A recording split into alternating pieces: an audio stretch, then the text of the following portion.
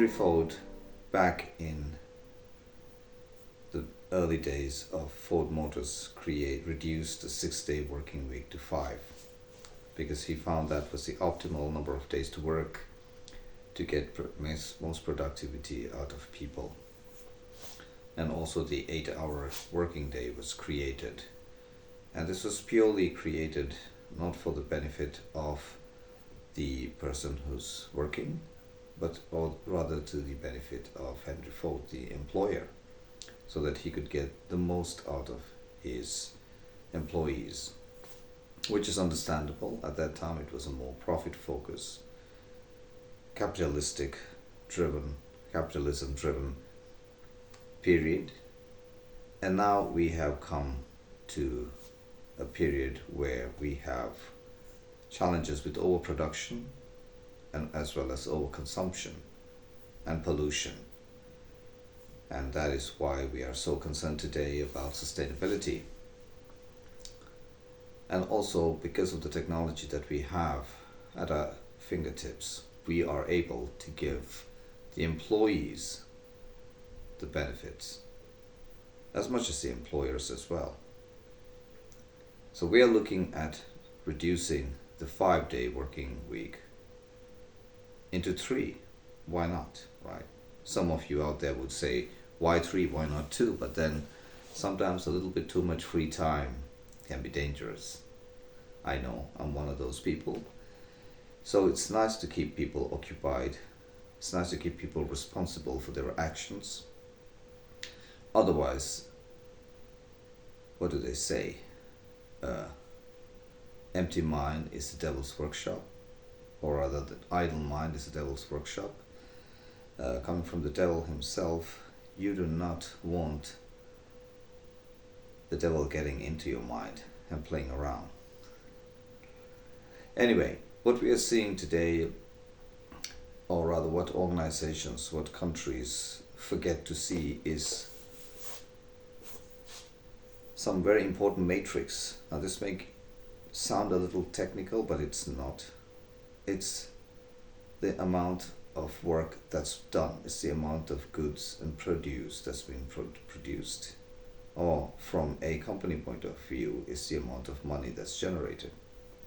Let's say, for example, you are making chocolates and your target is to sell, or rather make 1,000 chocolates and sell that 1,000 chocolates within a week. Or let's say you are a telecommunications company who needs to sell X number of your products within a month. And with the technology that we currently have, we are able to achieve this much easier through automation, to artificial intelligence, and so on and so forth. Unfortunately, businesses have lost their way. When their star employee delivers 100% on their targets, let's say sell 1,000 chocolates within 1 week, they push their employee to sell 2,000 the next week, and so on and so forth. Whereas the benefit rarely goes to the people, the employees, and it only goes to the employer.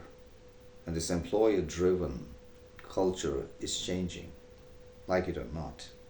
People have more autonomy to do their own thing. You can be at home and build your own cars. The people who are even building their own rocket ships, it's very questionable if these are real ones or out of Lego, but that's another discussion.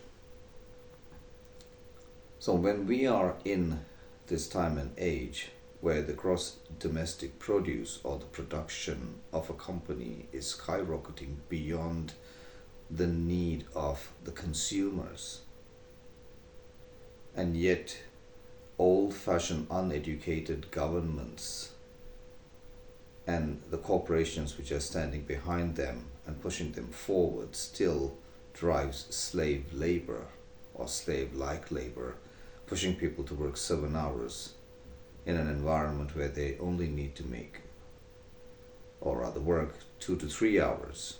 We're pushing people to work for 5 days, sometimes even 6, do overtime where they only actually have to work 2 to 3 days a week. So this is what we're solving in 2024, to get governments to understand it's about it's about productivity, how much has been produced and how much has been released into the public for consumption and for international trade and development, and how little human effort it's needed today with all the technology that we have at hand to come up with this level of production that is required. And anything above that is just pure impact on the environment and everything that depends on the environment. That means including ourselves.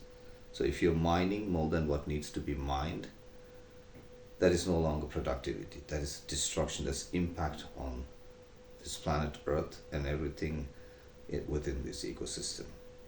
So this is what we are bringing in 2024, and we're speaking to all corporations, we're speaking to all government leaders to make them understand all their ancient systems which they've been using from the 1900s need to change to facilitate this.